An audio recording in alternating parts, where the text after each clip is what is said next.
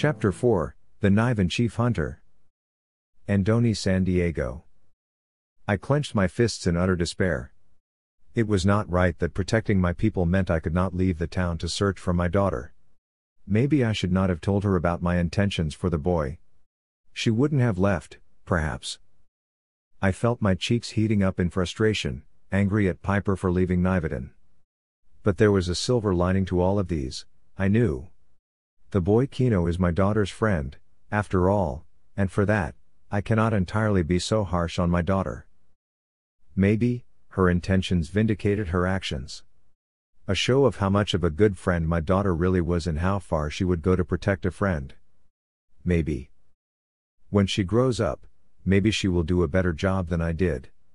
But then again, she still made me angry. I have to leave now, Chief Hunter, the hulking man said to me while I muttered in frustration. It still felt strange to have someone tower over me. In Nivedon, I was one of the tallest men. Come to think of it, there was only one who had ever been taller than I. And here I was, dwarfed by Dogan Ronda. It shouldn't be this way, I said. Kino Emerk is my responsibility. I should go after him now, he said, his tone betraying the worry he had been trying to manage all this time. He did not have to say the words, but I knew that his responsibility was not to the boy but to his mother. I did not bother to ask him about his relationship with Kino's mother, though. It was not my place to do so. And my daughter? I asked. I will shed my own blood for the three of them, Dogan said. He sounded sincere but uncertain.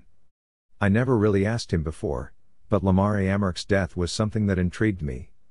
Somehow when I spoke her name, I seemed to remember traces of her as if she was from a distant memory that I have trouble remembering. How did she die? I asked after a while. Dogan's face twisted in agony. I apologize, Chief Hunter. But at this moment, I am not ready to talk about what happened, he said. One way or another, I will find out what happened.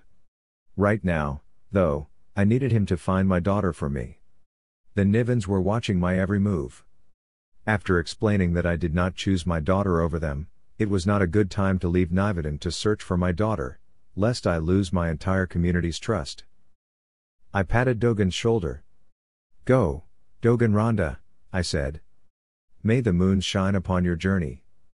Take care of the children when you do find them. The huge man grunted.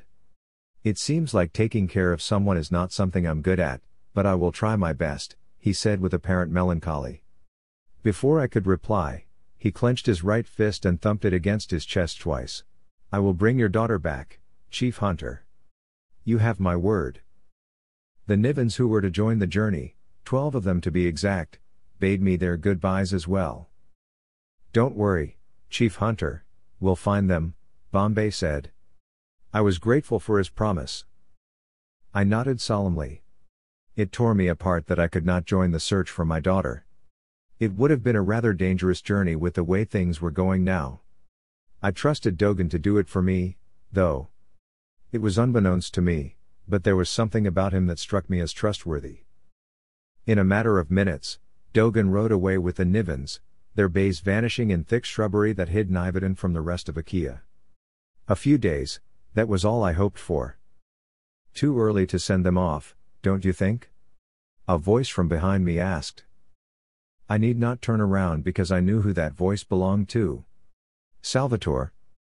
They say that the day starts whenever one wills it to start, I replied.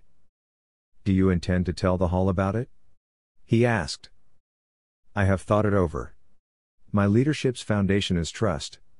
If I were to keep secrets from my people, they would have reason to doubt me, I replied before turning to look at him.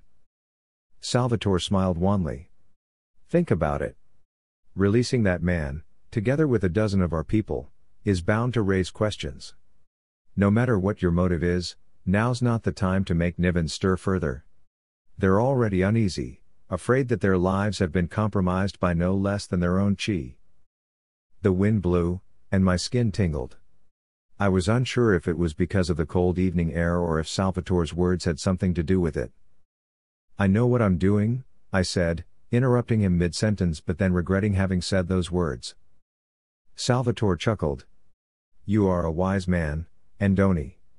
You will find your way through this, he said before leaving me alone in the dark again. I was unsure if he even meant what he last said. I hated Salvatore. I loathed him because he made me feel incompetent. Not that I was, because my people were all content with my rule. Is contentment safe enough for me, though? Is it really what I strive to achieve? Sometimes, I feel like I was not making the right choices. Am I even ready for this? I looked up at the twin moons. Sisis and Luna greeted me with their usual cold smiles. They were my guardians, as my friend told me so many moon turns ago. The moons will show you the way, he used to say. I used to think that death could not conquer Timbuk-Lassus. I had no intentions to compare myself to him because he had set such a high standard that I knew I would fall short in many ways. His death left me with no choice but to take over the leadership of Nivadan.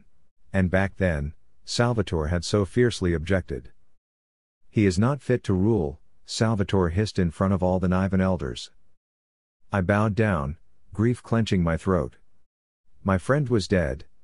I never wanted to replace him, nor did I dream of following in his footsteps.